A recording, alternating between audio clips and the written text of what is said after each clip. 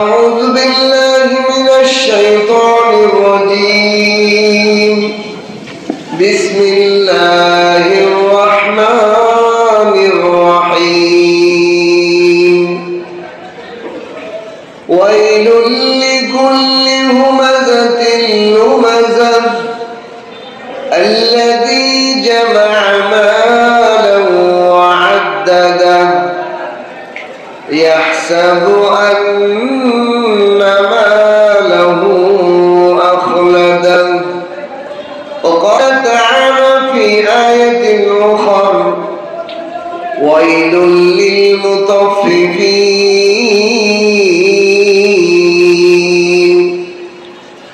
ويل للمطففين الذين إذا اكتالوا على الناس يستوفون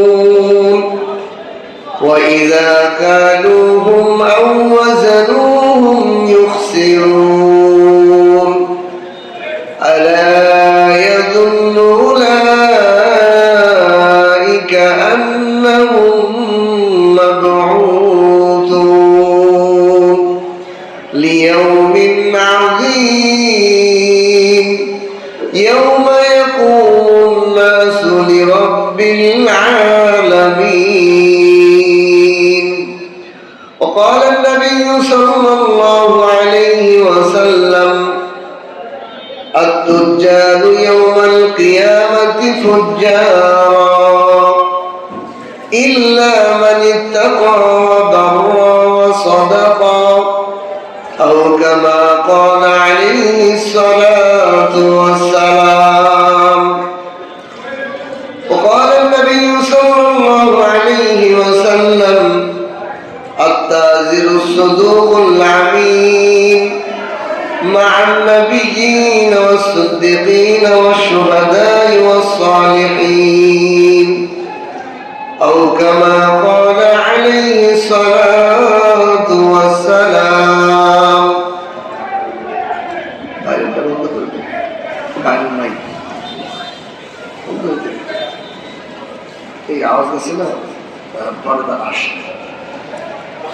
بارك الله لنا ولكم في القرآن العظيم، ونفعنا وإياكم بالآيات والذكر الحكيم. سبحانك لا علم لنا إلا ما علمتنا إنك أنت العليم الحكيم. আল্লাহ তাআলার লাখ কোটি শুকর সুজুদ মহান রব্বুল আলামিন আমাদেরকে এই ফিতনা ফাসাদের যুগে দুনিয়ার মোহ আমাদেরকে বিভিন্ন ভাবে আটকে রাখছেন। এমন একটা পরিস্থিতিতে আল্লাহর ঘর মসজিদে রমজানের মুখে একেবারে অগ্রিম টাইমে আর অল্প কিছুদিনের মধ্যেই রমজান এসে পড়বে, এমন একটা মুহূর্তে ব্যবসায়ী ভাইদের উদ্দেশ্যে আল্লাহ তাআলা একটি গুরুত্বপূর্ণ মজলিসে উপস্থিত হয়ে আলোচনা করার এবং শোনার জন্য তৌফিক দান করেছেন। এই জন্য কালিমাতুশ শুকর আদায় করে আলহামদুলিল্লাহ, অন্তরের অন্তঃস্থল থেকে কালিমাতুশ শুকর আদায় করে আলহামদুলিল্লাহ। এক নম্বর কথা হলো, আল্লাহ তাআলা এই পৃথিবীর মধ্যে যত কর্ম রাখছেন সমস্ত কর্মের মধ্যে ব্যবসা এটা আল্লাহ পাকের এত পছন্দনীয় কর্ম যে যুগের সমস্ত নবীরা এই কাজে ইনভলভ ছিল। বলেন সুবহানাল্লাহ।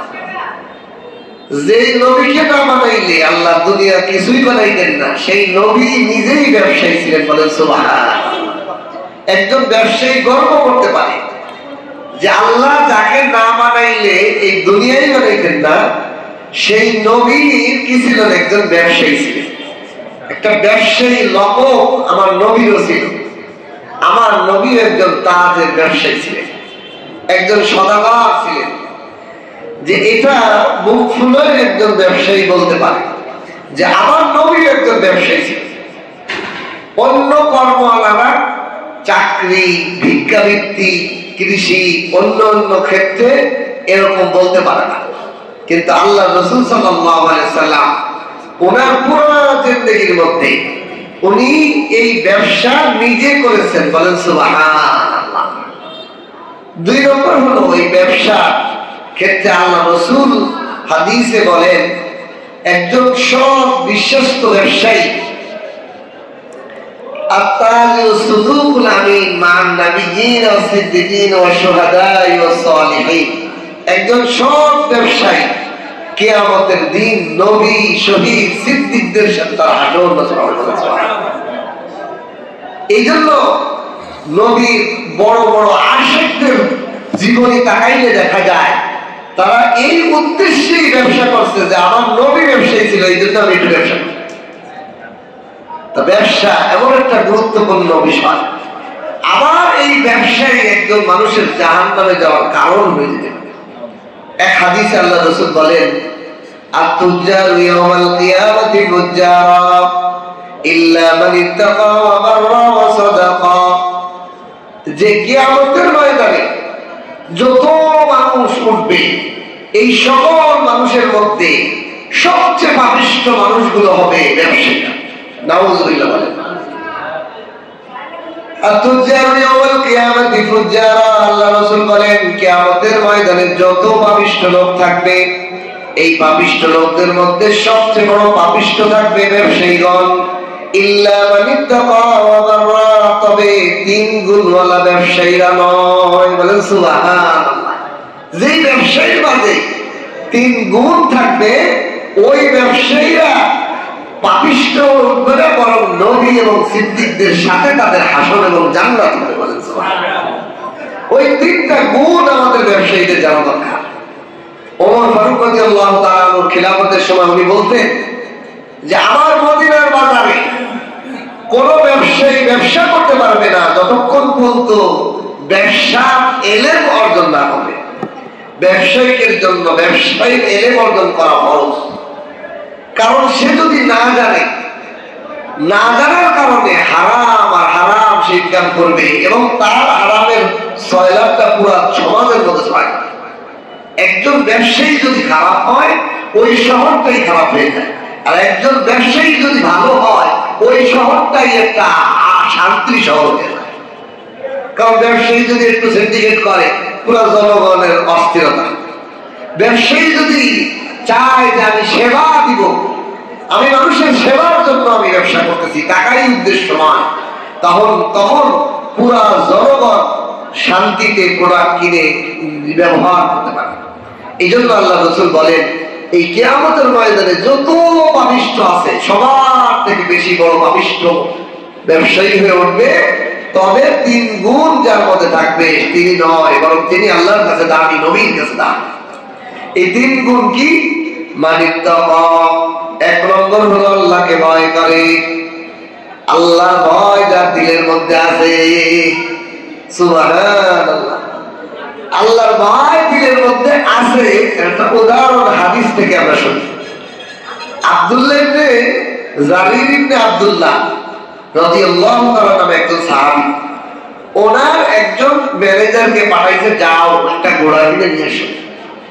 বাজারে যাইয়া গৃহস্থীর ঘোড়া, যারা ব্যবসায়ী না, যারা গ্রামে নিজের ব্যবসায়ী না, তারা কোনো সঠিকভাবে পণ্যের দাম বোঝে না।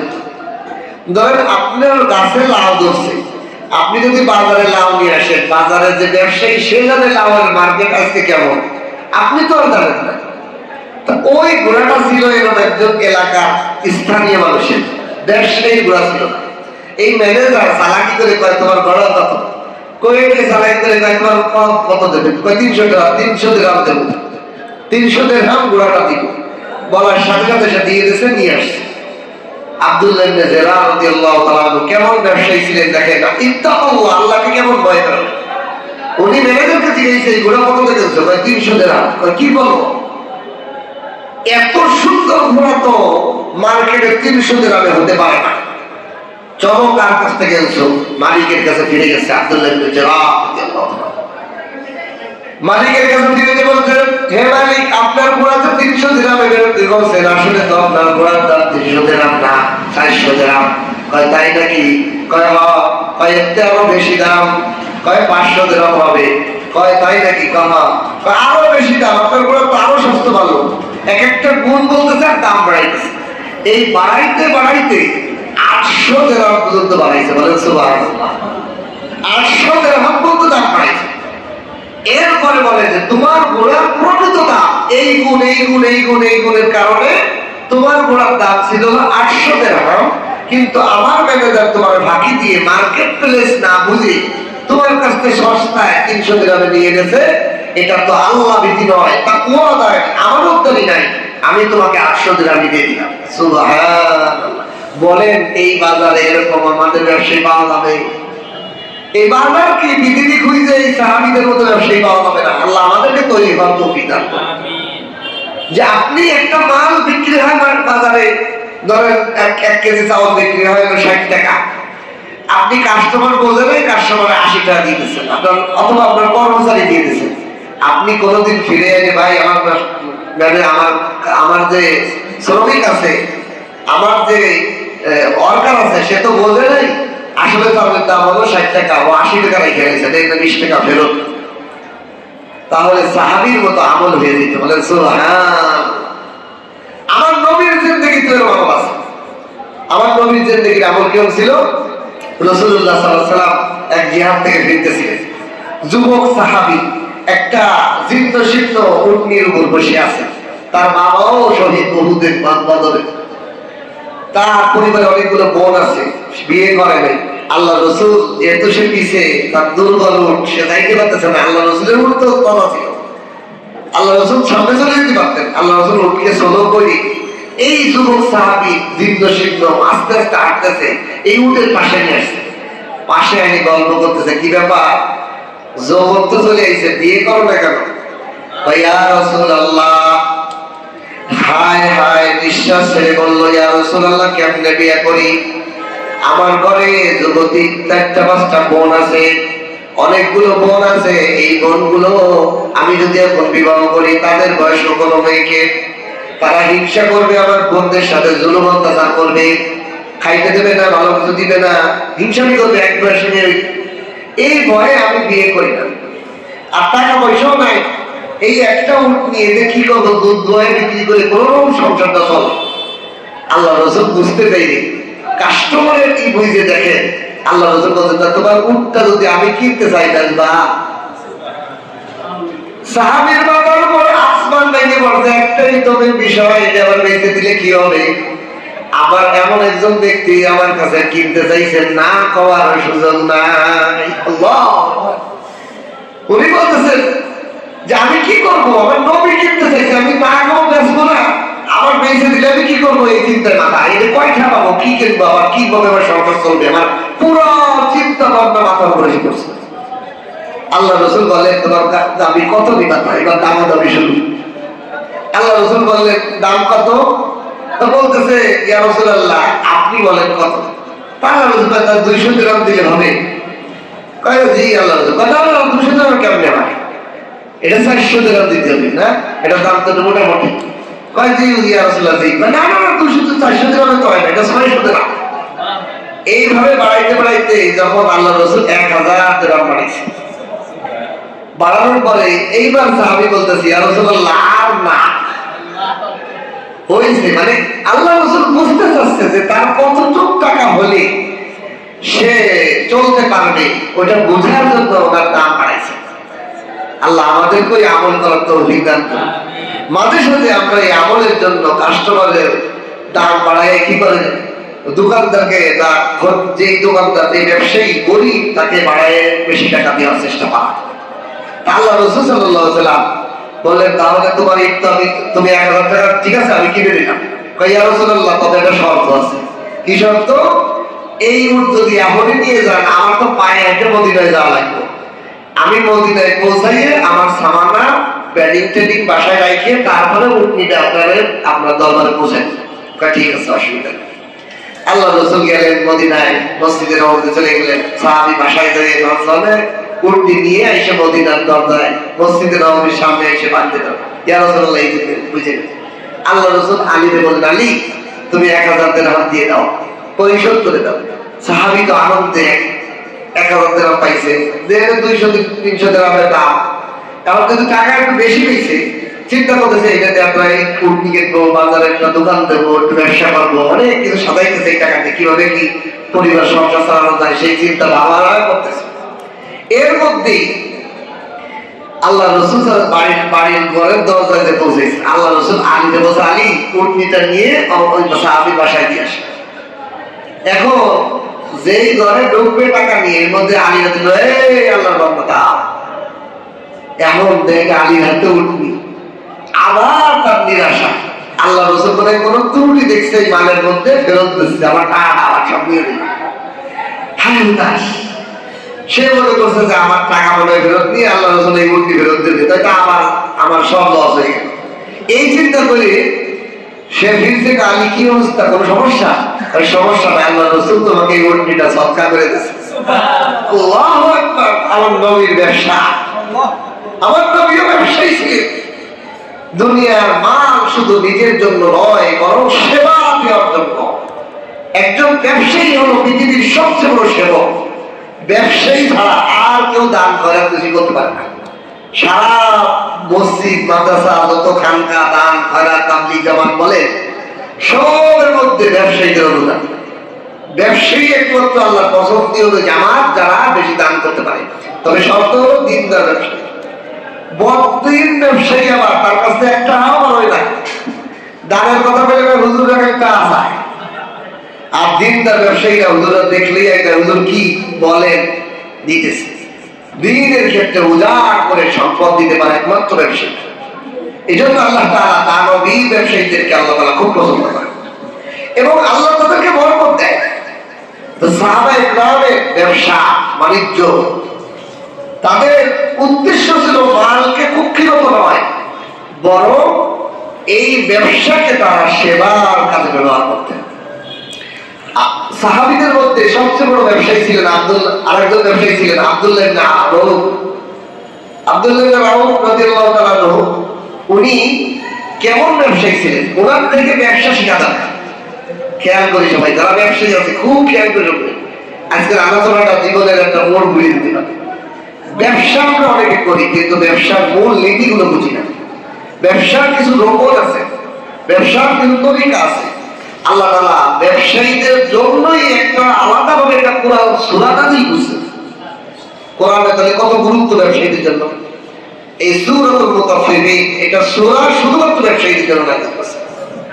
ওয়াইলুল লিল মুতাফফিফিন, হে দুনিয়ার ব্যবসায়ীরা, তোমরা সবাই, তোমাদের মধ্যে যারা ওজনে কম বেশ করে তারা ধ্বংসশীল। যারা ওজনে কম বেশ করে সবচেয়ে ত্রুটি হয় এখানে। শয়তান আসলে ব্যবসায়ীটা খারাপ না, শয়তানে খারাপ করে। শয়তানে বোঝায় যে তুই একটু কম দে, একটু লাভ হবে। অথচ দেখেন ওই ব্যবসায়ী যদি একটা রোগ হয়, 5,000 টাকা গেল না, 10,000 টাকা গেল না, তারপর কি লাভ হইল? আপনি এখানে 10 টাকা নিলেন আর ওইখান থেকে 10,000 টাকা বেরোয় গেল, তাহলে লস হইল না? আর যখন আপনি হালাল টাকা রাখবেন, হালাল টাকা কখনো ছিদ্র হয় না। হালাল টাকার একটা স্বভাব হলো সে উপকার এবং বরকত হয়। আর হারাম টাকার একটা স্বভাব হলো এ ফুটো ফাটা হয়ে বেরোয় যায়, এর কোনো উপকার দেয় না।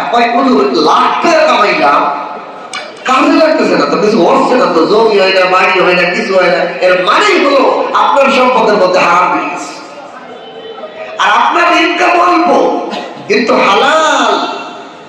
আল্লাহ নবী বলেন তোমার মধ্যে বরকত পাওয়া, তোমার এই অল্প টাকায় দেখো ভালো চলতেছে। তার একটা নমুনা হলো ইমাম সাহেব দেয়, সমাজের ইমাম সাহেব। এই বাজারে যারা লেবু বিক্রি করে, কলা বিক্রি করে, এও 3 জন ইমামকে বেতন রাখতে পারে এমন টাকা কামায়। কি বলেন?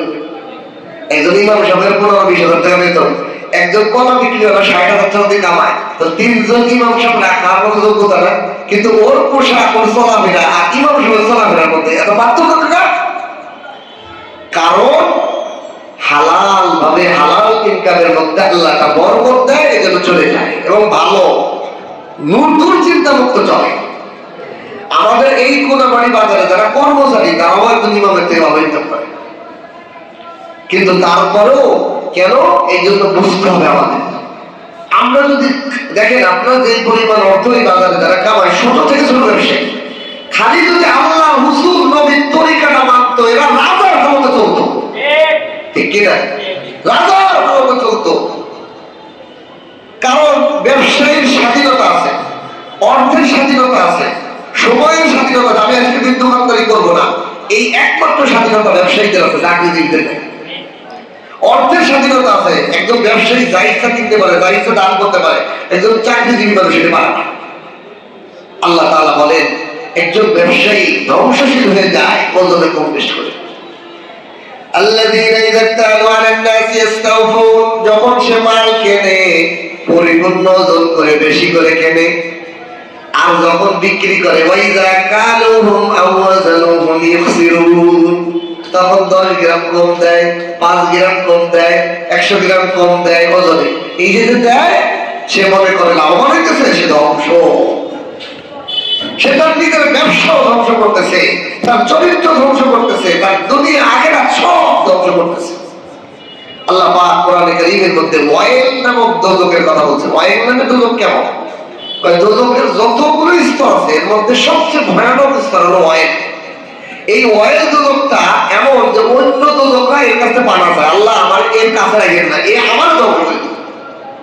তাহলে দোজখে যদি আরেক দোজখের থেকে পানা চায় তাহলে ওই দোজখটা কত ভয়ানক।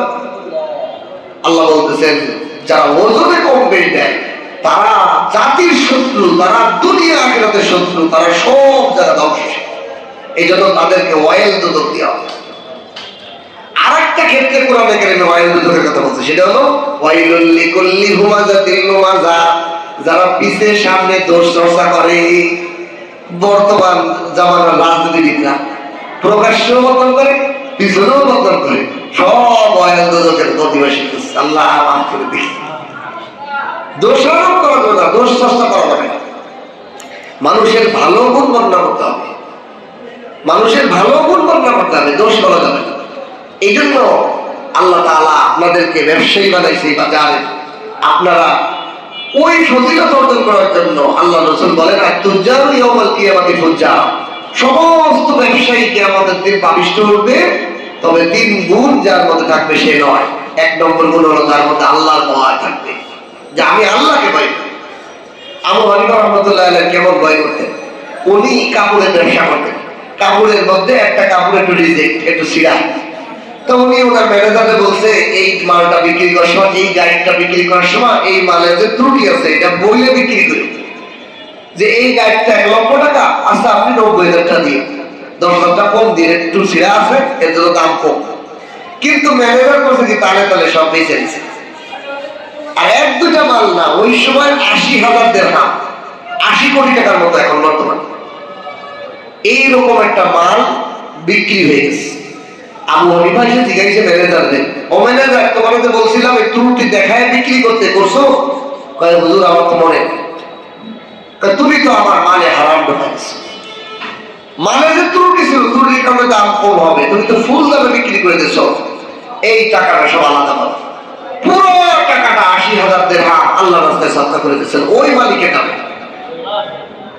আমরাও ব্যবসায়ী, উন্ডও ব্যবসায়ী, উনি কি গরিব হয়েছেন? এইটাই আমরা বুঝি না। দান করলে সম্পদ বাড়ে, দান না করলে সম্পদ কমে। আসল বিষয়টা কি? টাকা, আমরা আসলে টাকাটা বুঝি না। টাকা হলো পানির মতো, পানিকে যদি আটকায় রাখেন 5 দিন, ওই পানি খাওয়া যাবে? দুর্গন্ধ হয় দেখবেন। আর পানি যদি রানিং থাকে তাহলে ভালো থাকে। টাকা এরকম, টাকা যদি আপনি প্রস্রাব রাখেন তাহলে ওইটা পচে যায়, ওটা দুর্গন্ধ হয়, ওটার মধ্যে কোনো বরকত থাকে না। আর টাকা যখন হাতে আসবে, দান ধারণ করতে থাকবে, খাওয়াই থাকবেন, মেহমানদারি করতে থাকবেন, মানুষকে ইফতার করে থাকবেন, মানুষকে সেহরি খাইতে থাকবেন, মানুষের ফেতরা টাকা সব দিতে থাকবেন, হাতে চলবে, সে তত বড় ধনী। এই জন্য কিতাবের মধ্যে লেখে ধনীকে, একজনের কাছে 1 কোটি টাকা আছে, সে কোনো কাজে ইনভেস্ট করে না, টাকাটা পড়ে রয়েছে, নিজের ডলারের মধ্যে ফেলা রাখছে 1 কোটি টাকা। আর একজন 10 লক্ষ টাকা ব্যবসায় রানিং রাখছে, মাল আনে যাচ্ছে, প্রতিদিন 10 লাখ টাকা মাল বিক্রি করে, আবার নতুন মাল আনে, আবার যাচ্ছে। এই লোক ওই কোটি টাকার থেকে ধনী, এর টাকাটা চলমান, ওর টাকাটা স্থমান, ওর টাকাটা কোনো ডিম পারে না, এর টাকাটা ডিম পারে, এ ধনী। এই জন্য একজন ব্যবসায়ী, এই যে আব্দুল্লাহ ইবনে রাউফ রাদিয়াল্লাহু তাআলা আনহু, উনি মদিনায় গেছেন, তো ওনার সাথে যে সাহাবী আল আনসারের সাথে আল্লাহ রাসূল মিলাই দিয়েছেন। মক্কা থেকে যখন মদিনায় গেছে সাহাবারা বিবি বাচ্চা ব্যবসা বাণিজ্য ঘর বাড়ি সব ছেড়ে গেছে। যাওয়ার পর যখন গেছে আল্লাহ রাসূল সাহাবাদের মধ্যে এক সাহাবীর সাথে এক সাহাবীর বন্ধুত্ব করে দিয়েছে। তো যারা বউ নিয়ে আসে নাই, ঘর বাড়ি নিয়ে আসে নাই, এক সাহাবীরা বলছে, আমার আনসার সাহাবীরা বলতেছে, হে মুহাজির সাহাবী, আপনি আমার ঘরের আজকে থেকে অর্ধেকের মালিক।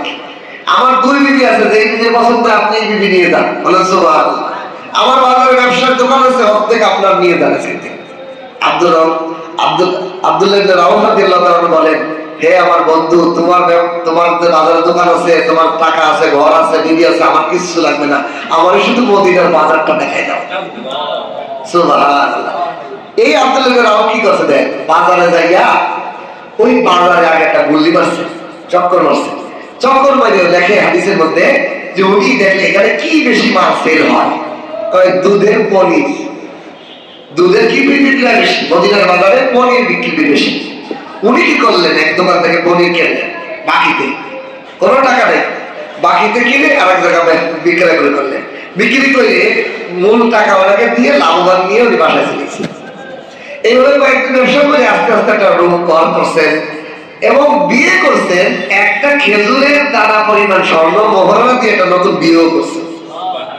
আল্লাহ রাসূল কয়, কেমনে কি কয়, ইয়া রাসূলুল্লাহ, আমি তো মোহরানাও দিছি, এত তারপরে নতুন বিয়ে করেছি। তোমার কোনো আনসার সার্ভিস সাহায্য লাগে না? না, উনি ছিলেন যে প্রকৃত ব্যবসায়ী। ওনাকে বলছে যে আপনার ব্যবসার উসুল কি, আপনি ব্যবসায় কি, আপনার কি? তো উনি বলেন যে ব্যবসার মূল হলো পুঁজি নষ্ট করা যাবে না, বরং লাভ থেকে ইনভেস্ট করা, লাভকে ইনভেস্টে কাজে লাগাবে। আমাদের অনেকে আছে ব্যবসা করি 10 লাখ টাকা দিয়ে, কিন্তু লাভটা খাইয়া নেই। উনি বলেন না, লাভকে ইনভেস্ট করতে হবে, আর পুঁজি তো ধরাই যাবে না, বরং লাভেরও এক অংশ সবসময়ের জন্য পুঁজিতে বাড়াইতে হবে, তাহলে সে সফল ব্যবসা হবে। ধরেন আপনি 1 লক্ষ টাকা ইনভেস্ট করছেন, করে আপনার 5,000 টাকা লাভ হচ্ছে। 5,000 টাকা 1,000 টাকা হোক, 2,000 টাকা হোক, 3,000 টাকা হোক, যতটুকু সম্ভব প্রতিনিয়ত নতুন ইনভেস্ট আসতে হবে। তাহলেই আপনার এই 1 লক্ষ টাকার সাথে 1,000 বাড়লো, পরের দিন 1,000 বাড়লো, পরের দিন 1,000, একসময় 2 লক্ষ টাকা আপনার পুঁজি, একসময় আপনার 5 লক্ষ টাকা পুঁজি, একসময় আপনার 1 কোটি টাকা পুঁজি হবে। এই উসুল যদি আপনি ঠিক রাখেন, তাহলে এসে আপনি প্রকৃত ব্যবসায়ী। কিন্তু আমাদের বাজারে অনেক ব্যবসায়ী আছে, সে লাভ খেয়ে ফেলে, এমনকি পুঁজিও খেয়ে ফেলে, তার লাভ আর পুঁজির কোনো হিসেব নেই। আব্দুল্লাহ ইবনে রাওয়াহ রাদিয়াল্লাহু তাআলা বলেন, আমার আরেকটা বিষয় আছে, আমি সব সময় ব্যবসা আমার আরো একটা 3-4টা উসুল ছিল, হাদিসের মধ্যে লেখছে। আরেকটা উসুল হলো, এটা খুব খেয়াল করবেন, আপনাদের ব্যবসায়ী, আপনাদের কাজে লাগবে। উনি অর্থকে বসায় রাখতেন না, টাকাকে বসায় রাখা উনি কখনো বসায় না। মানে ধরো আপনার ঘরের গোডাউনে মাল আছে, আপনি খেজুর কিনছেন, রমজানের সময় বিভিন্ন মাল কিনছেন, উনি ওনার উসুল ছিল মাল ছেড়ে দেওয়া, তাই মূল দামে আসুক। মানে যেই টাকায় কিনছে ওই টাকায় হলেও মাল দ্রুত ছাড়া, মালকে গোডাউনে বেশি দিন রাখা ওনার উসুলে ছিল না। এতে হতো কি, ওনার টাকাটা আবার টাকা হয়ে যেত, হাতে ক্যাশ টাকা হয়ে যেত, আবার মাল কিন্তু আবার বলতো, লাভ কম হোক সেল বেশি, এই উসুলে উনি চলতেন। আর আমাদের সমাজে হয় কি, আমরা পুঁজি গোডাউন জাত করে দাম বাড়ার অপেক্ষা করি, এই জন্য আমরা আসল ব্যবসায়ী হতে পারি না। এটাই সাহাবা একরাম নবীর শিখানো তরিকা আমরা শিখছেন, যে কখনোই মাল টাকা বান্ডিল করে তুলতেন না, আবার গোডাউনে মাল কিনে 2 বছর 5 বছরের জন্য গোডাউন, 2 মাস 3 মাস পরে দাম বাড়বে এরকম করতেন না। ওটা মাল আনতেন, দাম কোনো কাস্টমারের ফেরত দিয়ে দিতেন না। মানে বিক্রি হবে 10, একটা বিক্রি করতে 10টা বিক্রি করবো, কিনা দাম হইল সেই দেবো। এই উসুল ওনার ছিল। 3 নম্বর একটা উসুল ছিল ওনার, সেটা হলো যে উনি যখন ব্যবসা করতেন তখন উনি বাজারের কোন বিষয়টা বেশি চলে এবং কোনটার চাহিদা বেশি এটা বুঝতেন। এবং উনি হাদিসের মধ্যে লেখেন যে আমি যদি কোনো পাথরও হইতাম তার তলে স্বর্ণ পেয়ে যেতাম। মানে আমি ইনভেস্টের কি বুঝে যেতাম, কখনোই আমি আল্লাহ তাআলা ওনাকে কি পরিমাণ সম্পদ দিয়েছে। হাদিসের মধ্যে লেখছে যে উনি যখন মৃত্যুবরণ করেন তখন উনি ওসিয়ত করে যান যে আল্লাহ রাসূলের বদরের সাহাবী যারা ছিল তাদের মধ্যে আমার মৃত্যুর সময় যারা জীবিত থাকবে প্রত্যেককে 400 করে দিরহাম আমার সম্পদ থেকে দিবি। মানুষ বোঝেন ওই জামানায় 400 দিরহাম মানে 4 কোটি। 400 দিরহাম করে দিবেন। এক নাম্বার 2, তা ওনার হাদিসের মধ্যে মুহাদ্দিসরা ঘুরে দেখেন যে উনি যখন মৃত্যুবরণ করেন তখন বদরের সাহাবী ছিল 100 জনের মতো। তো 100 জন সাহাবীকে 400 করে দিরহাম দিলে কত দিরহাম দিছে? দেওয়ার পর এরপরে আল্লাহ রসুলের বিবি যারা বেঁচেছিল তাদের জন্য বিশাল বিশাল বাগান, খেজুরের বাগান উনি বরাদ্দ করে দিয়েছেন। আমার বরাদ্দ, আমার সম্পদ থেকে এই বাগানগুলো আল্লাহ রসুলের বিবিদের জন্য বরাদ্দ, ওনরা এটা খাবে, ওনরা এটা ভোগ করবে। নাম্বার 3, উনি ওনার মৃত্যুর সময় 4 বিবি রেখে যান। এই 4 বিবি সকল সম্পত্তির বন্টনে ভাগে পেয়েছে এক একজন বিবি 80,000 দিরহাম করে। এর তো গেল, এর ওনার জীবনের ভিতরে লেখছে উনি ওনার জীবন দশায় 8 বার, একবার 2 বার না, কয়বার? 8 বার ওনার পুরো সম্পদের অর্ধেক আল্লাহ রসুলের সঙ্গে দান করে দিয়েছেন। আরেকবার মদিনার মধ্যে দুর্ভিক্ষ দেখা দিয়েছে। আব্দুল্লাহ রওফ রাদিয়াল্লাহু তাআলা যখন উনি মদিনায় দেখলেন দুর্ভিক্ষ, ওনার 800 উট বোঝাই করা মাল আসছিল মদিনায়। এই পুরোটা মাল মদিনার দুর্ভিক্ষে দরিদ্রদের মাঝে পুরোটা সৎকার করে দিয়েছে। কিন্তু আল্লাহ তারপরেও ওনার মৃত্যুর সময় কি পরিমাণ সম্পদ চিন্তা করে, জীবন দশায় 8 বার অর্ধেক রসুলের জিহাদে বিভিন্ন দান করার করে দিয়েছেন। মৃত্যুর সময় তারপরেও ওনার বিবিরা 80,000 দিরহাম করে, বদরের 100 সাহাবী 400 করে দিরহাম করে পাইছে, নবীর বিবিদের জন্য বাগান বরাদ্দ করেছে। কি পরিমাণ সম্পদ আল্লাহ তাআলা তাকে দান করছে। কেন? তারা সম্পদকে মনে করছেন যে আল্লাহর দেওয়া আমানত, আল্লাহর দেওয়া আমানত। আপনি চিন্তা করে দেখেন, আমি আপনি জন্মগ্রহণ করছি শিশুকালে মায়ের ভূমিষ্ঠ হয়ে, এই হাতের মধ্যে কোনো 1 টাকার কয়েনও ছিল? ল্যাংটা হয়ে গেছে, ল্যাংটা উলঙ্গ হয়ে আসছে। এই পৃথিবীতে আমরা উলঙ্গ হয়ে আসছি। আবার যখন এইখান থেকে যাবো 3টা কাপড় খালি বাড়বে, কাপড়ের 3টা কাপড় শুধু বাড়বে, আর কিছুই যাবে না। এর মাঝে আমি যখন সম্পদ আমার কাছে আসে তখন আমি মনে করি আমার এই সম্পদ আমার খালি না হয়ে যায়।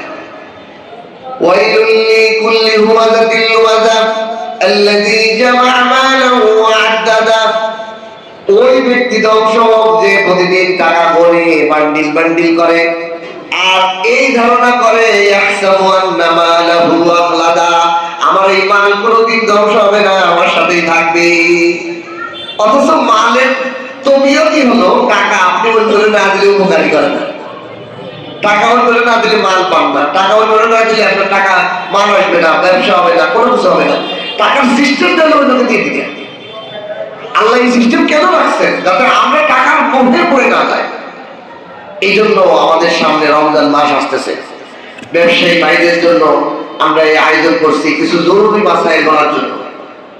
একটু আনুষঙ্গিক বিষয় আলোচনা করছি, আমরা মূল মাসাইল গুলো একটু আলোচনা করবো। রমজানে আমাদের কি করণীয়, একজন ব্যবসায়ী হিসেবে আমাদের কি কি কাজ করণীয়? 1 নম্বর হলো, রমজান মাসে আল্লাহ তাআলা একটা ফজিলতের মাস বানাইছে। একটা নফল ইবাদত 70, একটা ফরজ ইবাদতের সওয়াব, একটা ফরজ ইবাদত 70টা ফরজের সওয়াব। তাহলে এই রমজান মাসে ব্যবসা শুধু সুন্নত না, ব্যবসা করা একটা ইবাদত। আজকে তো মনে রাখবেন, নিয়ত করবেন কি আমি ব্যবসা করি কেন? ইবাদত। ইবাদতের ব্যবসা করেন কেমনে? আপনি যে এই যে মালটা একজন কাস্টমারে দিতেছেন, এই কাস্টমার এই মালটা এনে না আনলে অন্য জায়গাতে আর কষ্ট রাখতে হতো না, তাহলে তারে আপনি সেবা দিচ্ছেন না। এই জন্য ইবাদত এটা। আপনি যে মালগুলো অন্য অন্য জায়গাতে ভালো ভালো মাল আইনে এলাকার মানুষদেরকে দিতেছেন, এটা সেবা। এই জন্য এটার দাম আছে, এটা যেন নষ্ট না হয়ে যায় আমাদের নিয়তের গলতের কারণে, যে আমরা খালি টাকা কামানোর জন্য ব্যবসা করি, আমরা শুধু খাওয়ার জন্য ব্যবসা করি না।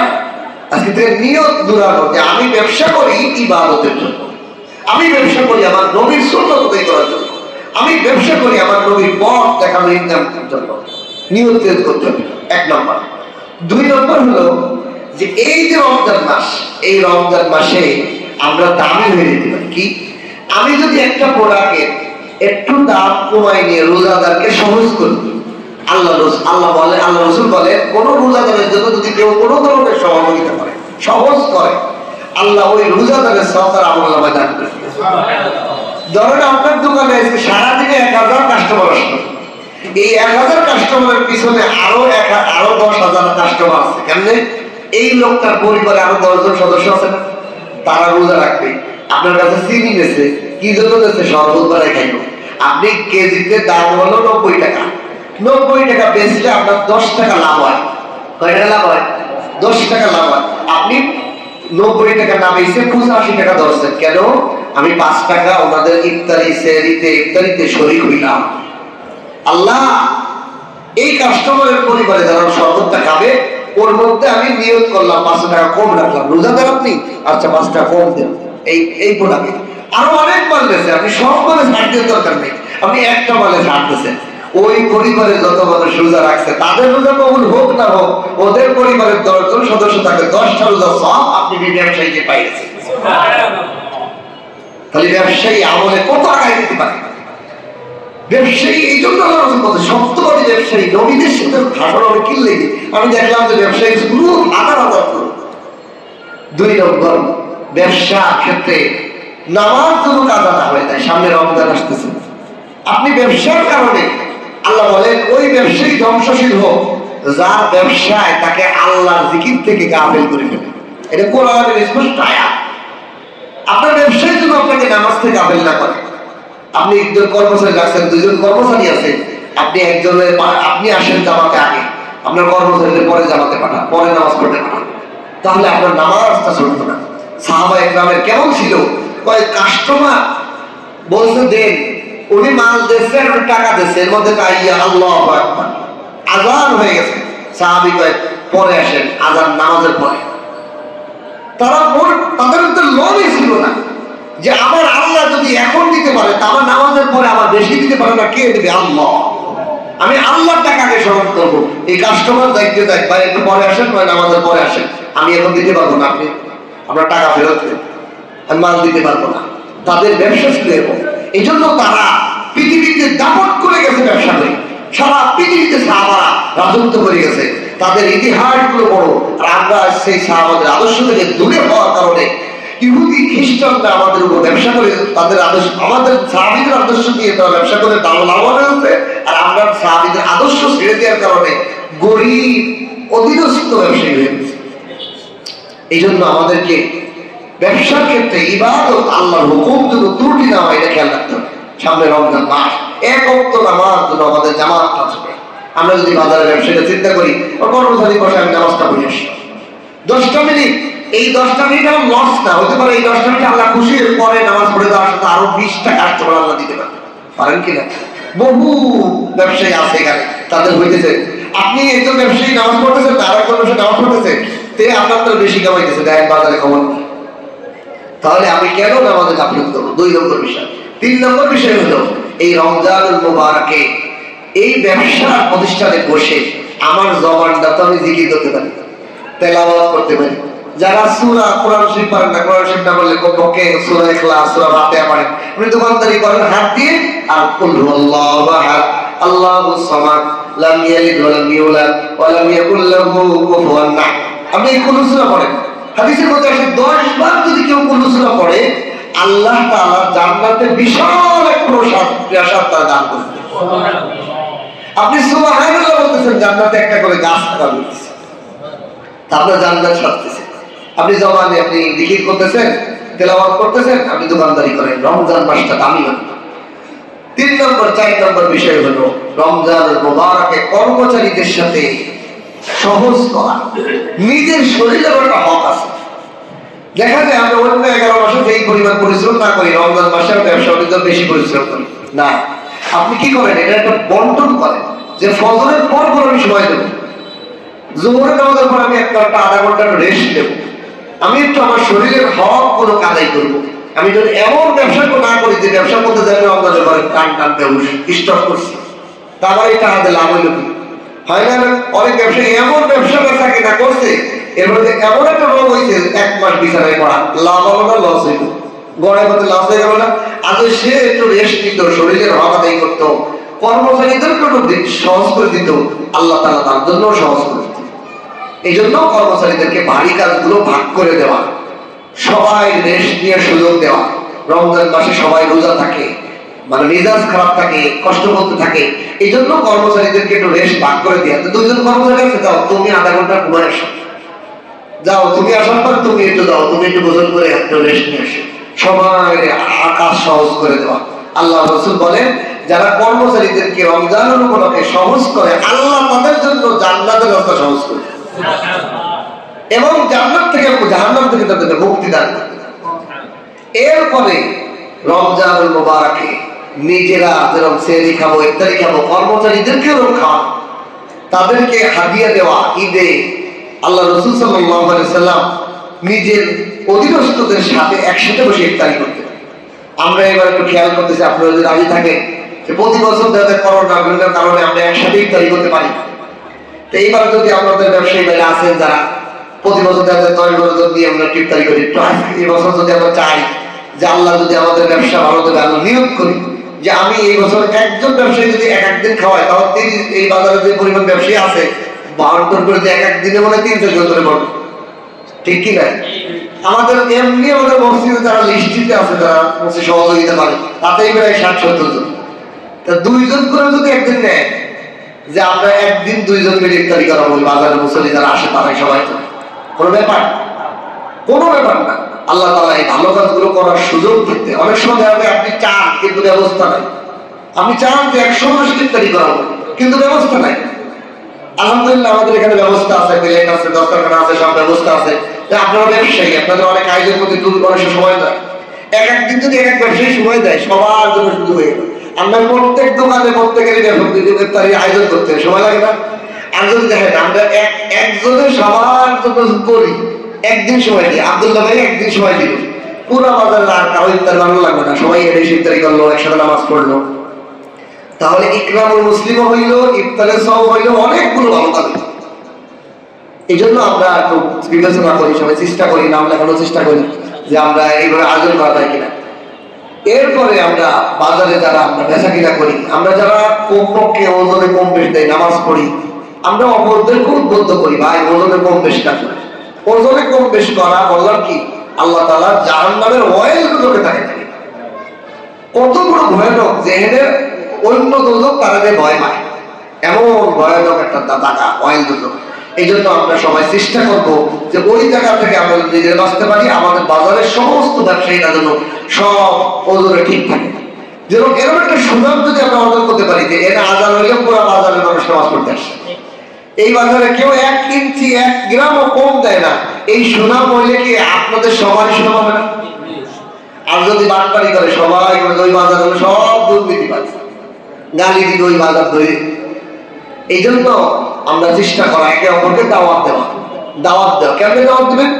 দেখেন ইলিয়াস রহমাতুল্লাহ বলেন, এক লোক আসছে 70 বছর বয়স, যে আমি তো কলে বড় করতে পারি না, আমি তো চিল্লা লাগাবো, দিনের কাজ করবো, আমি কেমনে করবো? তাই ইলিয়াস রহমাতুল্লাহ বলেন, আপনি কি পারেন না? কয় আমি কলেমা পড়তে পারি না। কয় আপনি চিল্লাই যাবেন, যাইয়ে মানুষদেরকে বলেন, দেখো আমার 70 বছর হয়ে গেছে, আমি কি কখন পড়া, আমি কলেমাটাও পড়তে পারি। এই দাওয়াত তুমি খেলতেছে কি? এই দাওয়াত, খালি এই দাওয়াত, আমার 70 বছর হয়ে গেছে, আমি কলেমাটা পড়তে পারি, কি কমান খারাপ হবে। এই দাওয়াতে ওরা প্রায় 15,000 না 20,000 লোক নামাজের পথে আইছে, দিনের পথে আইছে, এই এক ব্যক্তি দাওয়াত।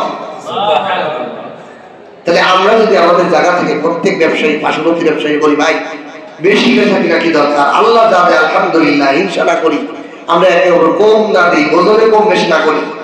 আপনি এই ওজনে কম দিলেন, ওই বেশিতে ব্যবসা আপনি 10 টাকা লাভ করলেন, আর ওদিকে 10,000 টাকা আপনার পরিবারের একটা অসুস্থ বেড়ে গেল, তো কি লাভ হইল?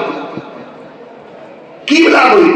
এমন একটা রোগ হইলো 20 লাখ টাকা গেল না, 5 লাখ টাকা গেল না। তা আপনি সারা জীবন ওজনে কম দিয়ে দিয়ে দিয়ে দিয়ে দিয়ে 20 বছর ব্যবসা করে 5 লাখ টাকা কামাইছেন বেশি, এখন আপনার এমন একটা রোগ হইলো 10 লাখ টাকা গেল, আমরা কি হইল? আল্লাহর নারাজিও হইল, নবীর নারাজিও হইল, সমাজের মানুষের হক নষ্ট করলেন। বাইজিদ বুস্তামির হাদিস আপনাকে আগে একবার শোনাইছি, বাইজিদ বুস্তামি একদিন কাঁদতেছেন, তো বলছে কাঁদতেছেন কেন? আমি রসুলের এই হাদিস শুনে কেমন না কেঁদে থাকি? আল্লাহ রসুল বলতেছেন, এক আল্লাহর দরবারে এক কসাই আসবে বস্তু বিক্রেতা, বলে আল্লাহ আমার বিচার করেন। কি বিচার? আমার দোকানে এই কাস্টমার একজন আইসে গোস্ত আটাইছে, গোস্ত দেখছে আটায়, আমার গোস্তর কোয়ালিটি নষ্ট হয়ে গেছে, সে কেনে নেই, সে চলে গেছে। এই যে কোয়ালিটি নষ্ট হলো, এর বিচার এর এর এর যে বেনিফিট আমি পাইতেছি, আল্লাহ রসুল আল্লাহ বলবেন, হে ফেরেশতারা, এই কাস্টমারের আমল থেকে ধরো 10 গ্রাম নেকি নিয়ে দাও এই এই কষায়ের আমল নামায়। কষার আমল ছিল কেমন? তার গুনার পাল্লা বাড়ি, নেকির পাল্লা উঁচা, মানে জাহান্নামে।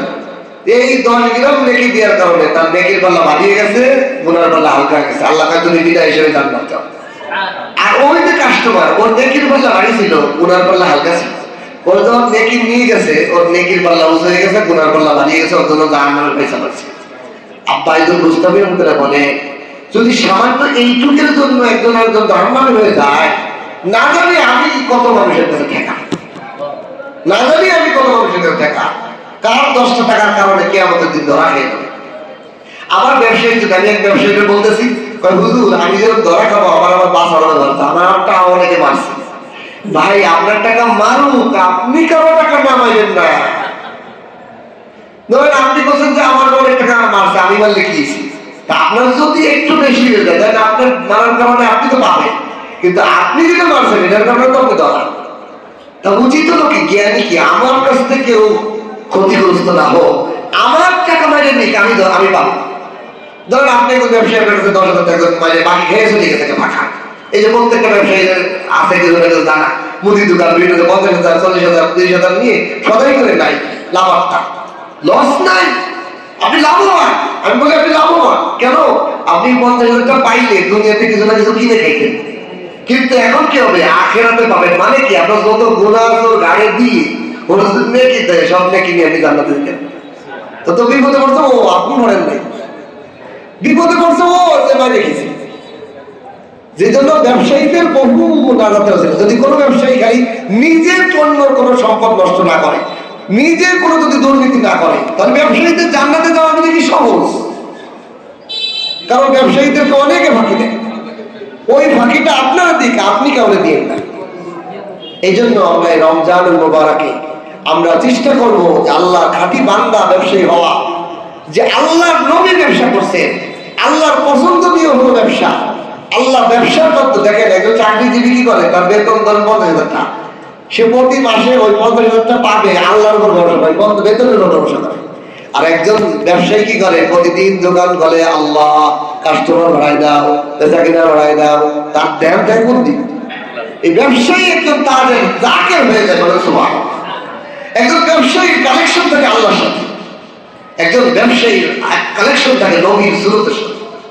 এই জন্য ব্যবসার মাধ্যমে আল্লাহ তাআলা দুনিয়াকে শৃঙ্খলা রাখে, চাকরির মাধ্যমে গোলামি, আল্লাহকে আমার গোলাম হবে, আর কারো গোলাম হবি না। মানুষ চাকরির মাধ্যমে অন্য গোলাম হয়ে যায়। আল্লাহ এটা পছন্দনীয় কর্ম না, আল্লাহর পছন্দনীয় কর্ম হলো ব্যবসা।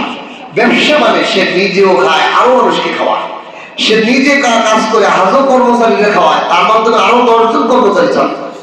তাহলে সে একটা উদ্যোক্তা, আল্লাহ তাকে পছন্দ করে।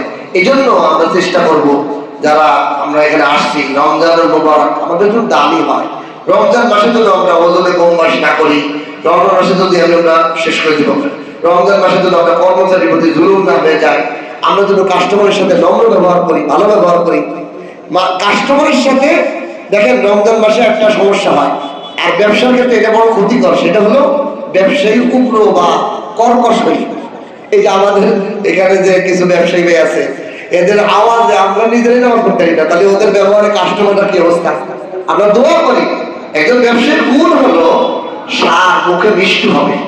আল্লাহ রাসূলের একটা হাদিস আছে, যদি কোনো ব্যবসায়ী লেনদেনে পাওনাদারদের চাপ দেয় না, আচ্ছা দিয়ে নরম হয়, আল্লাহ কিয়ামতের দিন তাকে কোনো চাপ দিবেন না, তাহলে জাহান্নাম থেকে মুক্তি দিয়ে দিবেন।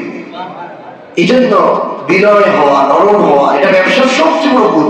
কারণ দেখবে, যার কাছে যে কথা বলতে ভালো লাগে, যে একটু হাসি মুখে কথা বলে, তার দোকানে তো যায়। যেমন আমি একজন কাস্টমার, যার কাছে কিনতে গেলে ভালো লাগে, তার চেয়ার দেখলে ভালো লাগে, যার সাথে কথা বলতে ভালো লাগে, তার কথাটা নরম, তার কাছেই তো যাবো। উনি কত বলতো কি দেবেন, কম টাকা দিচ্ছি, তাহলে ওর কাছে এই লোকটা সম্মানই বোঝে না। এই জন্য বিনয়, সুভাষী হওয়া, মিষ্টিভাষী হওয়া। তো শেষ হাদিসের তর্জমাটা করে শেষ করবো। আল্লাহ রাসূল বলেন, ব্যবসায়ীদের সব পাপিষ্ঠ কিয়ামতের দিন উঠবে, তবে 3 গুণ হলো ব্যবসায়ী ছাড়া। 1 নম্বর হলো ইত্তাকুল্লাহ, আল্লাহকে যারা ভয় করে। 2 নম্বর হলো বাররা, নেক, এই যে মিষ্টিভাষী, নেককার, ভালো ব্যবহার করে। 3 নম্বর হলো সাদাকা, সত্য বলে সবসময়। এটা 1 নম্বর মাল, এটা 2 নম্বর মাল, এটা এই মাল, কখনো বাজার দেবে না। 2 নম্বর মাল থাকবে, আপনি 2 নম্বর মাল একটু কমায় বিক্রি করেন, 1 নম্বর মালের একটু 10 টাকা বাড়ায় দেন, তাহলে ব্যালেন্স হয়ে গেল না? আল্লাহ রাসূল এই তরিকা শিখিয়েছে। আর আমরা কি করি? ওটা ডাইয়ে দিই, ডাইয়ে দিয়ে একটু এই এক ওই সমান করে বিক্রি করতে ডাইয়ে দিচ্ছে, এই যে বাটপারি করে দিচ্ছে, এই যে টাকাটা হারাম করে দিচ্ছে। না, আপনি 2 নম্বর দাম মালটা, সমস্যার মালটা 10 টাকা কমাই দেন, আর ভালো মালটা 10 টাকা বাড়াই দেন, ব্যালেন্স হয়ে গেল কিনা? আল্লাহ রাসূলের তরিকা এইটা। আল্লাহ তাআলা আমাদেরকে এইভাবে ব্যবসা বাণিজ্য করার তৌফিক দান করে, বলেন আমিন। আল্লাহ, আমরা এই যে আয়োজন করছি, আপনারা কি বেজার দরকার কিনা? এগুলো আলোচনা দরকার কিনা? ব্যবসার মাসাইল গুলো, ব্যবসার জরুরিগুলো। আচ্ছা, 5 মিনিট আমরা কিছু প্রশ্ন নেব। আপনাদের ব্যবসা সংক্রান্ত যদি কোনো প্রশ্ন থাকে বলতে পারেন। আছে না যে আমি ব্যবসা করি, এটা আমার এটা ঠিক আছে কিনা, কোনো মাসালা তো জানা থাকে? জি বলেন। জি হ্যাঁ, আচ্ছা, মাশাআল্লাহ, অনেক সুন্দর একটা কথা। এটা তো সবারই হয়।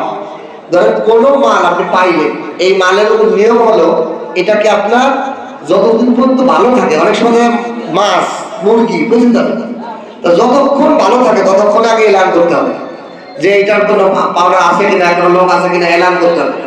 এখন দেখা যাচ্ছে এটা আর অপেক্ষা করে নষ্ট হয়ে যাবে, তখন কি করতে হবে? এটা 1 নম্বর হলো, এই লোককে যখন পাই যাচ্ছে না, তখন ওই অচিনা লোকের নামে এটা সৎকার করে দিতে হবে।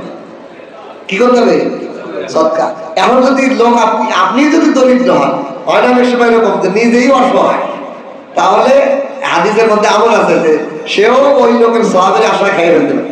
কিন্তু যেহেতু আপনার ব্যবসায়ীরা নিজেরা ধনী, এটা গরিব মিসকিনকে সৎকার করে দেওয়া ওর নামে, যে আল্লাহ যার মাল সে তো পাইলাম না, তো এই সওয়াবটা যদি সে পায়, তাহলে আপনার জিম্মাদারি আদায় হয়ে যাবে।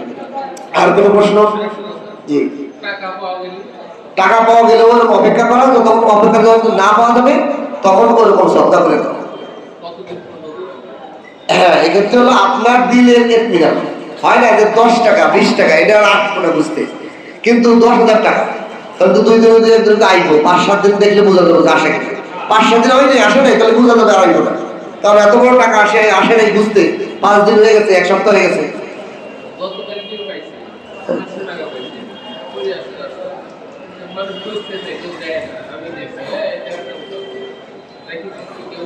ওই তো এটা আপনি তার নিয়তে মসজিদ মাদ্রাসা দান করে দিতে, তার নিয়ত দান করে দিতে। আচ্ছা, আর কোনো প্রশ্ন? জি জি হ্যাঁ, এই যে এটা কথা বরিশালের মাছ, এটা কোন জায়গার মাছ? এটা কি পটুয়াখালীর মাছ? এটা কোন নদীর মাছ? এটা কোন মাছ? এই দেখেন, আমি খালি কই কি কোন নদীর এটা জানি না, কোন জায়গার মাছ এটা জানি না, নদীর মাছ এটা জানি। আচ্ছা, এটাও কি নদীর পাওয়া যায়? না, এটা বলি, এটা এই যে কথায় মিথ্যা কথা বলা যাবে না, তবে কথায় সিস্টেম করা যাবে। যেমন ইব্রাহিম আলাইহিস সালাম বলছে এই মূর্তি ভাঙছে কিনা, কয় বড়টা, বড়টার গাড়ির মধ্যে প্রয়োজন একটা বড়টা। আসলে বড়টা বলতে বুঝাইছে মানুষের মধ্যে সবচেয়ে বড় হলো নবী, তা আমি সেটা, কিন্তু উনি বড়টা, তো মিথ্যা হয়নি। তাই কথার মানুষ আছে, এই জন্য ব্যবসায়ীদের বলি আমার কাছে আসবেন, মাসালা সিস্টেমে আপনাকে শিখে দিই। যেমন অনেক এই জমিতে মাসালা বলছে যে ওনার দিকে যে নদীর মাছ কিনা, ভাই আমি কি নদীর মাছে বিক্রি করতেছি না বাজারে বিক্রি করতেছি? নদীর পাশে বিক্রি করলে আপনি জিজ্ঞাসা করেন নদী, এখন আমি কিনি, আমি তো নদীরটা কিনে আনি না, উত্তরের সিস্টেমটা আটকায় দেবেন যে ভাই আমি তো এনে বিক্রি করতেছি, আমি তো নদীরটা আনি না। এখন যদি আপনি করেন নদী, তাহলে সে তো যে প্রশ্ন করে সেও মুখা কাস্টমার, কারণ এনে কি নদী তালাশ করলে হবে? তুমি পদ্মা নদীর পাশে যায় নদীর মাছ তালাশ করো। এখানে কোথার যে মাছ আছে উনিও জানে না, ওনার আগের কোম্পানিও জানে না, তার আগের কোম্পানিও জানে না, এমন হয় অনেক মাছ যে 3-4 হাত ধরে আসে, হয় না যে 3-4টা হাত ধরে আসতেছে। আপনি কি আপনার আগের যে আড়তদার, তার আড়তদার সেও জানে না যে এই মাছটা বলতেছে, তাহলে এনে বলা দিতে হবে না, বলতে হবে যে ভাই আমি এনে বিক্রি করতেছি, আমি নদীর পাড়ে বিক্রি করতেছি। নদীর পাড়ে বিক্রি নদী বলা যাবে, মিথ্যা কথা বলা যাবে যে ভাই যেটা জানা নাই সেটা আমার প্রশ্ন করে বোকামি হবে, আমি তো এটা জানা নাই, আমরা তো মাল আনি, কিন্তু কোথার থেকে সব জায়গার থেকে মাছ আসে, পদ্মার তো আছে, সাগরতে আসে, এভাবে করে দেবে, পদ্মার তো আসে, সেটা পদ্মারও হতে পারে, পদ্মার সব জায়গার থেকে আসে, অন্য জায়গায় বলেন না, বললে আমার আপনার কাছে হয়ে যায়। তখন তো এটা তো পদ্মা যত নদী আছে, আবার আরেকটা হেকমত আছে। হেকমত হলো কি, যে পদ্মা যেখানে পড়ছে সেখানে পদ্মার সাথে কি সাগরের লাইন আছে না? তো সব পানির মাছ, সব কিন্তু নদী আর সাগরের মাছ, সব মাছ। কিন্তু ওইগুলো চালাকি করার দরকার নেই, বলবেন যে ভাই এটা আমার প্রশ্ন করার বোকামি, আমি বিক্রি করছি বাজারে, আপনি এগুলো যদি পদ্মার পাড়ে তো হইতো তাহলে পদ্মার পাড়াতে কিনলে আপনি পদ্মার পাড়ে ধরবেন। আমি কি পদ্মার পাড়ে টানছি নাকি? এনে তো কোনাবাড়ি বাজারে বিক্রি করছি। আবার অনেক সময় এরকম হয় যে আপনি অনেক মাল প্যাকেট করছেন, যে যারা মুরগির দোকান, এখন লবণ আছে হলো 900 গ্রাম, ভাই 1 কেজি লবণ দেন, আর আপনি প্যাকেট ধরাই দিচ্ছেন, এই যে বেচা কিনা হারাম হয়ে যায়। এখানে নিয়ম কি? বলতে ভাই এই প্যাকেটটা তো কেজি যদি বুঝি না, কারণ কেজি আমি ভাবি না, কোম্পানি দিচ্ছে, হয় না? কোম্পানি করছে 900 গ্রাম করে, 850 গ্রাম করে, বিভিন্ন গ্রাম করে সে প্যাকেট করছে। এখন উনি কাস্টমার কি বলছে 1 কেজি লবণ দেন, এখন আপনি বলতে পারছেন 1 কেজি না, 1 প্যাকেট এত, তো কোনটা সত্যি সমস্যা? এই জন্য এখানে এই মায়ের পেছনের কারণে আমাদের অর্থ হারাম হয়ে যায়। এখন আমি তো দিচ্ছি 900 গ্রাম তাহলে 1 কেজি তেলের বোতল দেন, এখন ওর ভিতরে আছে 900 গ্রামের বোতল, 1 কেজি বোতল নাই, 1 কেজি ওর ভিতরে নাই, তাহলে আমি এই যে কাস্টমারদের 1 কেজি দেই নাই, আমি যে গোল করছি এটাই খরচ না। এই জন্য বলতে হবে এই বোতল, এই যে বোতল এটা এত দাম, এই যে প্যাকেট এত দাম। এখন আপনি এটা যদি কম করে প্যাকেট বানায়ও এরকম বলছেন যে এই প্যাকেট আমি এত বিক্রি করি, নিক কাস্টমার, অসুবিধা নেই, সেটা আপনি 10 টাকা লাভ করলেও অসুবিধা নেই, এরকম বিষয়। জি জি এই যে এইগুলো, হ্যাঁ এই প্রশ্ন কিন্তু বলবেন যে দেখেন এই খেজুর শুধু সৌদি আরবে হয় না, আরো অনেক দেশে হয়। এখন এই খেজুর তো আমরা আনছি সব থেকে, আপনি আমার এমন প্রশ্ন করে বিপদে ফেলাইলেন যে আমি এই প্রশ্নের উত্তরই আমি জানি না, তাদেরকে বুঝিয়ে দিয়া ভুল না বলা। এক্ষেত্রে আমি বলি যে ভাই আমি কিনে আনছি, এটা যদি আমার পছন্দ হয় না হলে ডালেন, আমার জানা নেই না, তবে মাঝে সাথে একটু এই সমস্ত কাস্টমারকে একটু সতর্ক করে দেবেন যে ভাই আপনি আমার যে প্রশ্ন করছেন, আমি তো সেই সৌদি আরবে যাইয়ে কাছে পাড়ি আনতে পারি না, ওরও পাড়ি আনতে গেলে আমার প্রশ্ন ঠিক আছে, আমি দেখেন সারাদিন গুলো বলি বুঝতে, আমি কেমনি সৌদি আরবে কাজ না, কারণ এইরকম জোর দিলে সে আর কোনোদিন আর এক জন দোকানে বলবে না, কারণ কোহানে প্রশ্ন করতে হবে, এই প্রশ্ন কাস্টমার অনেক সময় জানে। তা মাঝে সাথে কাস্টমারদের ভুল ধরা দিতে হবে যে আপনি যে প্রশ্ন জমা করলেন, এই বাজারের কোনো দোকানদার কি বলতে পারবে যে এটা খেজুর কোন জায়গা? সারা পৃথিবীর খেজুরের একটা বিশাল মার্কেট আছে, ইন্টারন্যাশনাল মার্কেট গুলো হাজার হাজার জাহাজ বড় খেজুর থাকে, ইন্টারন্যাশনাল মার্কেটে সারা বিশ্বের খেজুর হয়ে আসে, ওইখান থেকে বাজার হয়ে সারা বিশ্বে আবার ছড়ায় যায়। এইগুলোর না করলে তো বলতো না যে এটা কিভাবে বিক্রি হয়, তাই এটা আমি কেমনি বলবো, কেমনি বিক্রি করবো, আমি তো মিথ্যা কথা বলতে পারবো। আরেকটা মাছ আছে, জি ধরুন এই যে খেজুর আর মাছ, যা আমি মাছ বেশি করে 2000 টাকা কেজি, হ্যাঁ খেজুর 800-1000 টাকা কেজি, কিন্তু আমরা যে পলিথিনের মাছটা মাইতে দিই ভিতরে, জি বলি আমরা মাছ কিনে আনি 200 টাকা কেজি, জি 200 টাকা কেজি এই না মাছটার জন্য ব্যাগের ভিতরে ভরি, এই 2000 টাকা কেজি বেচতে হয়, পলি শুরু করলে 2000 টাকা কেজি বেচতে পারে। হ্যাঁ, এখানে কি আছে, এখানে বিষয়টা ওরম, ব্যবসায়ী কিছু ওরম আছে, এই ওরম শরীয়তে গ্রহণ করে। যেমন এই পলিথিন যে ওজন হইতেছে, এটা কোনো কাস্টমার অবজেকশন করে সামান্য, কিন্তু অবজেকশন করে কেমন? ধরো মিষ্টির দোকানের কাপ, এটা আমরাও বিরক্ত যে আমার 300 গ্রাম খাবে এই নিয়ে লেগেছে মিষ্টি, ও পলিথিনের মিষ্টি দেওয়া পারে, পলিথিনে হয়ে যায়, তাহলে কেউ বলবে না। আর পলিথিনের ওরম, যেটা ওরম সেটা গুণ হবে না, যেহেতু ওরম হলো আপনার পলিথিনের একটা প্যাকেটে নিতে হবে, সেই প্যাকেটটা পাতলা, এটা এত না, এই গ্রামটা, এই জন্য 1 গ্রাম 2 গ্রাম তো বেশি দিতে হয় মাপার সময়, যাতে ওইটা পুড়ে যায়, যাতে আপনি লাভের মধ্যে নেন। এর সিস্টেমটা হলো, দেখেন আপনি পলিথিন ধরেন, আপনার একটা পলিথিনে ধরেন 1 গ্রাম, কথার কথা, আপনি মাছ 1 গ্রাম বেশি দেন, 2 গ্রাম বেশি দেন, আপনি যদি এতে 10 টাকা বাড়ায় বিক্রি করেন তাহলে তো লস নেই, আপনি তো লাভ করেই বিক্রি করতেছেন। আপনি মনে করেন ওই লাভের মধ্যে আমার 1 টাকা 2 টাকা ওই পলিথিনে গেছে, আমি একটু মাছ বেশি দিলাম, 1 গ্রাম 2 গ্রাম বেশি দিলাম, তাই তো ওই প্রশ্নই আসে না, কারণ আপনার তো লাভ নিয়ে সুযোগ দিচ্ছেন, লাভ নিয়ে সুযোগ দিচ্ছেন, আপনি 50টা লাভ করবেন, 20টা লাভ করবেন, কেজিতে লাভ করবেন না, তো আপনি ওইখানে ওই 2 টাকা যোগ করে ওই 2 গ্রাম বাড়ায় দেন। আমরা কি করি, আমাকে শয়তান আমাদের কি করে, 2 গ্রাম কমে দে, টাকা বাড়ে, টাকা জানিস তাই নেই, কিন্তু গ্রাম কম দে। আর ইসলাম বলে তুমি টাকা বাড়ায় দাও, কিন্তু ওজনে 2 গ্রাম বাড়ায় দাও। দেখ দুইটা দুই কথা, আল্লাহর কথা আর শয়তানের কথা। শয়তান করে 250 টাকা লাভ করতেছে কেজিতে, ধরেন 1 কেজি ইলিশ মাছ দেখলে আপনার 50 টাকা লাভ। এখন আপনারা বুঝাইতেছেন 1 গ্রাম কম দে, 2 গ্রাম কম দে, 50 টাকাই লাভ। ওখানে ধরেন লাভ 50 টাকা হয়তো এটা 52 টাকা হইতেছে, ঠিক কিনা? এখন আপনি চিন্তা করেন, আপনি 55 টাকা লাভ করেন, 2 গ্রাম বাড়াই দেন, তাহলে কোনটা বেশি লাভ? হালাল ভাবে লাভ হইল। আর আপনি হারাম তরিকায় শয়তান আপনারা করতেছে যে 50 টাকা লাভ হয়ে গিয়ে ঠিকই করে একটু কম ওজন দেয়। আমি যে বিষয়টা আনোয়ার মানে শিখছি সোহাগ ভাইকে, যে মুরগিতে আপনি 10 টাকা বাড়াই দেন, ওজনে কম দিন না, ওজনে কম দিন না, 10 টাকা বাড়াই দেন, এইটা তো ইসলাম। আর শয়তান আর ইবলিসের তরিকা হলো লাভ ঠিকই আছে, ওজনে কম দেন, এই ওজনে কম দিয়ে লাভ খেতে চান। বুঝতে পারছেন সূত্রটা? এটা মনে রাখবেন, এটা সহজ। আপনি যে কোনো প্রোডাক্টে আপনি 2 গ্রাম বাড়াই দিয়ে দাম বাড়াই দেন, বুঝতে পারছেন? হ্যাঁ জি জি জি, ওই যে বলছি যে কোনো মানে কোয়ালিটি করবেন, যে এটা একটু কম দাম আবার এটা একটু বেশি দাম। আমি বললাম ধরেন আপনার মাছ কিনছেন 500 টাকা কেজি গড়ে, আপনি এর মধ্যে ভালো গুলাবে 800 টাকা কেজি দিয়ে দেন, আর নর্মাল গুলাবে 500ই ওই লেভেলে করেন, আর একটা লেভেল করেন 400 টাকা কেজি। আল্লাহ রসুল এই তরিকা বলছে। আল্লাহ রসুল বলেন নাই যে তুমি নর্মাল করে পচা মাছটা একটু বেশি দাম দিয়ে দাও।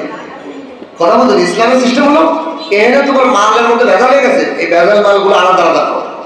এইটা যত খারাপ দামও কমাও, কত ধরো 500 কিনছো 200 টাকা বিক্রি করো, কিন্তু ভালোটা তুমি 800 টাকা 1000 টাকা বিক্রি করো, তাহলে গড়ের মধ্যে আপনার লাভ সবার না।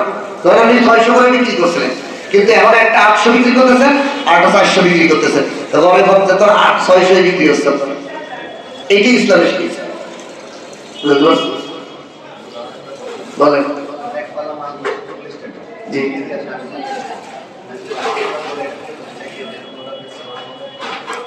বুঝি নাই আমার মনে 240 টাকা। ঠিক আছে, এটা লাভ করতে পারবেন, এই লাভটা তো আল্লাহ আপনার অনুমতি দিচ্ছে। আপনি যদি 50 টাকা নেন, যেমন না, এটা বলে দিতে হবে, কাস্টমারকে বলতে হবে যে যদি আপনি 5 কেজি নেন তাহলে 250 টাকা, কিন্তু যদি 1 কেজি নেন 55 টাকা, কথার কথা। তাহলে আপনি এই বাচ্চাতে লাভ করলেন, কারণ আপনার এই 1 কেজিতে মানে লস আছে, একটা ঘাটতি আছে। 5 কেজি একবার বিক্রি হলে ঘাটতি কম, 1 কেজি করে বিক্রি করতে গেলে 5 কেজির মধ্যে আরো 10 টাকা ঘাটতি আছে। তো ওইটার সিস্টেম আছে, আল্লাহ ইসলামের বৈধতা আছে, আপনি বাড়াই দিতে পারবেন। বুঝতে পারছেন? জি বলেন তো।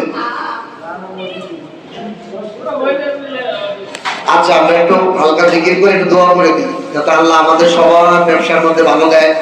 সবাই আমরা লাইট গুলো একটু অফ করে দিই, 5 মিনিট একটু জিকির করে আমরা একটু দোয়া করে দিই। আল্লাহ যেন সকল ব্যবসায়ী ব্যবসা বাণিজ্যের মধ্যে বরকত দেয়, সামনে রমজান মাসের জন্য দুনিয়া আখিরাতে সব ধরনের ব্যবসায় আল্লাহ বরকত দেয়। এই জন্য আমরা একটু দোয়া করি। সবাই একটু আগে ধরে বসি। اللهم صل على সৌদি আরব আমি খবর আমরা আলাম মাইলে আলাম দিয়েছে দোকানে গেছি, একটা জিনিস দেয় নাই, 6টার ডাউন। যে মুরব্বী একটা কথা বলছে, আসলে এই যে আযান দিয়ে আমি আলোচনা করে বলছি, আযান দিয়েই যাতে আমরা দোকানদাররা নামাজে চলে আসতে পারি, এই আমলটা যেন আমাদের সাহাবাদের মতো হয়ে যায়। যে হাইয়া আলাস সালার পরে আমরা সবাই নামাজ আসলাম, নামাজ পড়ে আমাদের দোকানদারি করলাম। আল্লাহ আমাদের সবাই তৌফিক দান করুন। আমরা একটু জিকির করব, আল্লাহুম্মা সাল্লি আলা মুহাম্মাদ ওয়া আলা আলি মুহাম্মাদ কামা সাল্লাইতা আলা ইব্রাহিম ওয়া আলা আলি ইব্রাহিম ইন্নাকা হামিদুম মাজিদ। আল্লাহুম্মা বারিক আলা মুহাম্মাদ ওয়া আলা আলি মুহাম্মাদ কামা বারাকতা আলা ইব্রাহিম ওয়া আলা আলি ইব্রাহিম ইন্নাকা হামিদুম মাজিদ। লা ইলাহা ইল্লাল্লাহ লা ইলাহা ইল্লাল্লাহ লা ইলাহা ইল্লাল্লাহ লা ইলাহা ইল্লাল্লাহ লা ইলাহা ইল্লাল্লাহ লা ইলাহা ইল্লাল্লাহ লা ইলাহা ইল্লাল্লাহ লা ইলাহা ইল্লাল্লাহ লা ইলাহা ইল্লাল্লাহ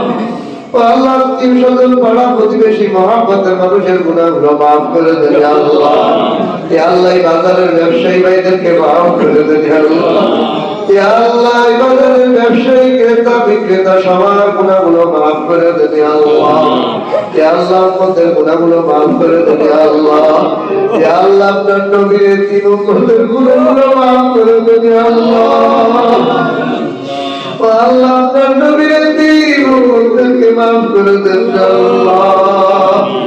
আল্লাহ দেশ ও জাতিকে আপনি হেফাজত করে দিন আল্লাহ।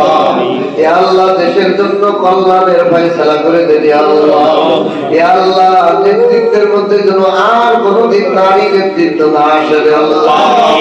ও আল্লাহ হাসিনা মালয়েশিয়া খালিদা হয়ে গেছে ইয়া আল্লাহ, নারী নেতৃত্ব থেকে বাংলাদেশকে বাধা দান করেছেন রে আল্লাহ। ও আল্লাহ আগামী সরকারের জন্য কোনো নারী নেতৃত্ব না থাকে রে আল্লাহ। ইয়া আল্লাহ এই গজব থেকে বাংলাদেশের মুসলমানদেরকে মাফ করে দেন ইয়া আল্লাহ। ইয়া আল্লাহ ইনসাফ এবং ন্যায় আদেল বিচার একজন রাষ্ট্রপতি আমাদেরকে দান করুন ইয়া আল্লাহ। ইয়া আল্লাহ ইহুদি খ্রিস্টানদের দালালদের থেকে দেশ ও জাতিকে আপনি ইবাদত করেন ইয়া আল্লাহ।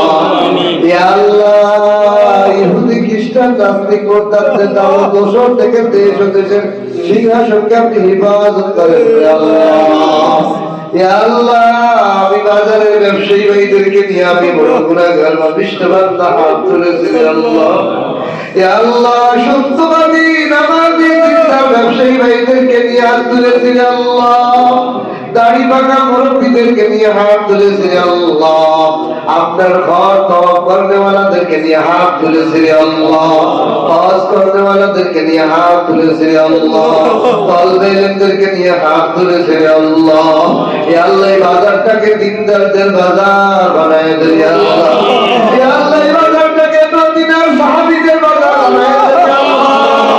ইয়া আল্লাহ এই বাজারটাকে হারাম ব্যবসা থেকে বাঁচায় দেন ইয়া আল্লাহ। হালাল ভাবে বাজারে বরকত ঢেলে দেন ইয়া আল্লাহ। এই বাজারের প্রত্যেকটা ব্যবসায়ীকে আল্লাহ খোদার আল্লাহ আপনার প্রিয় আশে গলি বানায় দেন ইয়া আল্লাহ। ইয়া আল্লাহ আপনার খাঁটি বান্দা হিসেবে কবুল করে দেন ইয়া আল্লাহ। এই বাজারের প্রত্যেকটা ব্যবসায়ীকে সাহাবীদের মতো হওয়ার তৌফিক দান করে দেন ইয়া আল্লাহ। ইয়া আল্লাহ ইয়া আল্লাহ এই বাজারটাকে আপনি মডেল হিসেবে কবুল করে দেন ইয়া আল্লাহ। ইয়া আল্লাহ এই বাজারের ব্যবসা ব্যবসায়ীদেরকে আসমান জমিনি বালা মুসিবত থেকে হিফাজত করেন ইয়া আল্লাহ। সর্বপ্রকার গজব থেকে আপনি হিফাজত করেন ইয়া আল্লাহ। সত্যবাদী ব্যবসায়ী হিসেবে তাদেরকে কবুল করে দেন ইয়া আল্লাহ। নবীর সঙ্গী ব্যবসায়ী হিসেবে কবুল করে দেন ইয়া আল্লাহ। ইয়া আল্লাহ এই বিল্ডিং এর মালিক জনাব খোকন সাহেবকে কবুল করে দেন ইয়া আল্লাহ।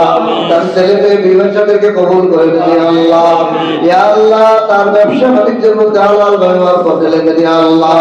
তার দ্বারা এই বাজারে একটা জামে মসজিদের ব্যবস্থা করে দেন ইয়া আল্লাহ। ইয়া আল্লাহ যার টাকা যার জমি যার আপনি পছন্দ করেন ইয়া আল্লাহ। ইয়া আল্লাহ এই বাজারের ব্যবসায়ী ক্রেতাদের জন্য একটা জামে মসজিদের ব্যবস্থা করে দেন ইয়া আল্লাহ। ইয়া আল্লাহ ইয়া আল্লাহ ইয়া আল্লাহ আমাদের এই প্রত্যেকটা ভাইদের ছেলে মেয়ে বাচ্চাদেরকে আপনি দ্বীনের পথে কবুল করে দেন ইয়া আল্লাহ। ইয়া আল্লাহ আমরা যারা হাত তুলেছি প্রত্যেকের ফ্যামিলিকে দিনদার বানায় দেন ইয়া আল্লাহ। প্রত্যেকের ছেলে মেয়েকে রব্বানি আলেম হিসেবে কবুল করে দেন ইয়া আল্লাহ। প্রত্যেকের পরিবারে যারা অসুস্থ আছে সেবা দান করে দেন ইয়া আল্লাহ। ইয়া আল্লাহ যারা ঋণগ্রস্ত আছে ঋণ মুক্ত করে দেন ইয়া আল্লাহ। ইয়া আল্লাহ যারা অভাবী আছে অভাব মোচন করে দেন ইয়া আল্লাহ। ইয়া আল্লাহ জিসমানি রুহানি সুস্থতা দান করে দেন ইয়া আল্লাহ। রমজান সামনে রমজান বলতে আমাদের হায়াত বাড়ায় দেন ইয়া আল্লাহ। রমজানের পরিপূর্ণ মর্যাদা রক্ষা করার তৌফিক দান করে দেন ইয়া আল্লাহ। রমজানের সম্মান রক্ষা করার তৌফিক দান করে দেন ইয়া আল্লাহ। ইয়া আল্লাহ রমজানের ইবাদত বন্দেগীর জন্য কবুল করে দেন ইয়া আল্লাহ। রমজানকে কাজে লাগানোর তৌফিক আমাদেরকে দান করে দেন ইয়া আল্লাহ। দুনিয়া আখিরাতের সফলতা আমাদেরকে দান করে দেন ইয়া আল্লাহ। ইয়া আল্লাহ ইয়া আল্লাহ আমার ব্যবসায়ী ভাইদেরকে নিয়ে আসছেন ইয়া আল্লাহ। এদেরকে আপনি কবুল করে নেন ইয়া আল্লাহ। এদেরকে সাহাবীদের নমুনায় কবুল করে নেন ইয়া আল্লাহ। ইয়া আল্লাহ এদেরকে সাহাবীদের মতো বানায় দেন ইয়া আল্লাহ।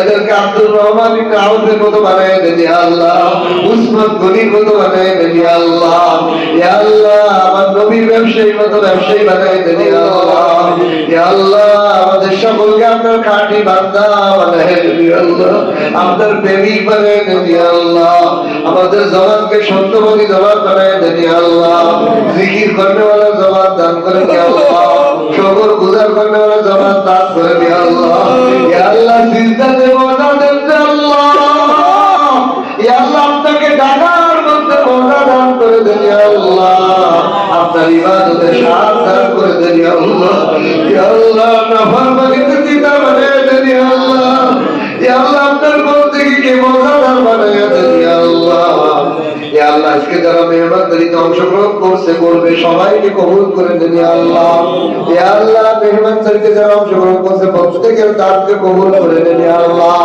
ইয়া আল্লাহ ইয়া আল্লাহ আমাদের এই আয়োজনকে আপনি কবুল করে দেন ইয়া আল্লাহ, ইয়া আল্লাহ আমরা দুর্বল আমাদের এলেম নাই আমল নাই যতটুকু করে চেষ্টা করেছি ইয়া আল্লাহ, ইয়া আল্লাহ আমাদের আলোচনাগুলো সবার দিলে ঢুকে দেন ইয়া আল্লাহ, নবল ব্যবসায়ীদেরকে আমল করার তৌফিক দান করে দেন ইয়া আল্লাহ। سبحان ربك رب العزة عما يصفون وسلام على المرسلين والحمد لله رب العالمين